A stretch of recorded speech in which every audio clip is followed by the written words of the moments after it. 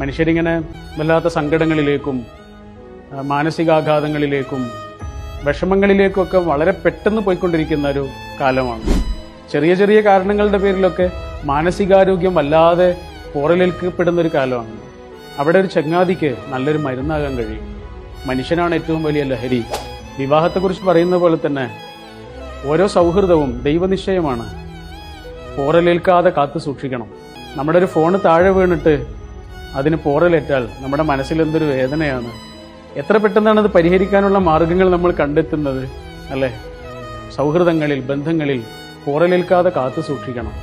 വല്ല പോറലുമേറ്റാൽ പെട്ടെന്ന് പരിഹരിക്കുകയും വേണം. പ്രിയപ്പെട്ട ചങ്ങാതിയെ നെഞ്ചിലേക്ക് ചേർത്ത് പിടിച്ച് എനിക്ക് നിന്നെ സ്നേഹമാണ് എന്ന് മാത്രമല്ല, ഐ ലവ് യു എന്ന് മാത്രമല്ല, ഐ വാല്യൂ യു എന്നുകൂടി ചങ്ങാതിയോട് പറയണം.